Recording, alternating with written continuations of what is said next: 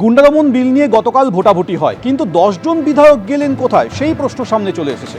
গতকাল বিধানসভায় গুন্ডা দমন বিলে ভোটাভুটিতে পক্ষে ভোট পড়েছিল 176, বিপক্ষে 41, বিরত ছিলেন 20 জন।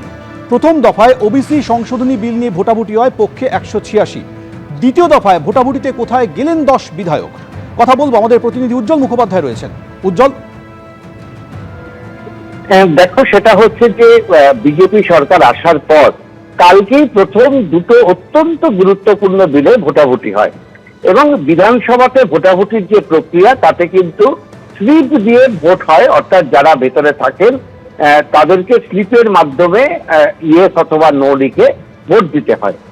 গতকাল দেখা গেল প্রথম যে ভোটটা হলো সেটা ছিল ওবিসি সংক্রান্ত একটি বিলের উপরে ভোট, যেটা নৌশাদ সিদ্দিকী তিনি ভোটাভুটি চেয়েছিলেন এবং সেখানে দেখা গেল যে বিজেপি ভোট পেল 186টা।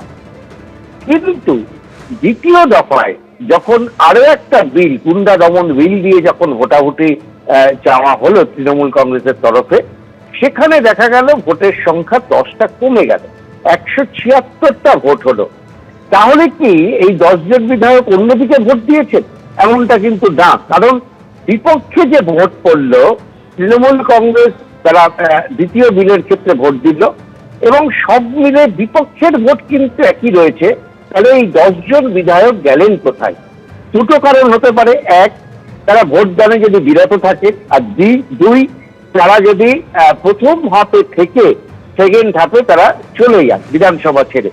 এখন প্রশ্ন হচ্ছে, যেহেতু মুখ্যমন্ত্রী তিনি বিধানসভায় রয়েছেন, এরকম অত্যন্ত গুরুত্বপূর্ণ দুটো বিল নিয়ে দ্বিতীয় হাতে আলোচনা হওয়ার কথা এবং ইউসিসি বিল বিধানসভায় পেশ হতে পারে এমন একটা সম্ভাবনার কথা আগের দিনেই জানিয়ে দেওয়া হয়েছে। এই পরিপ্রেক্ষিতে সদ্য জিজ্ঞাসা 10 জন বিজেপির বিধায়ক যাদের সরকার, তারা কি চলে গেলেন?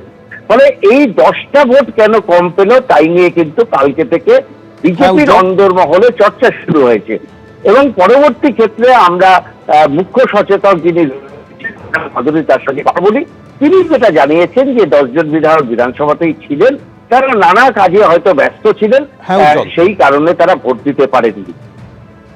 ধন্যবাদ উজ্জ্বল।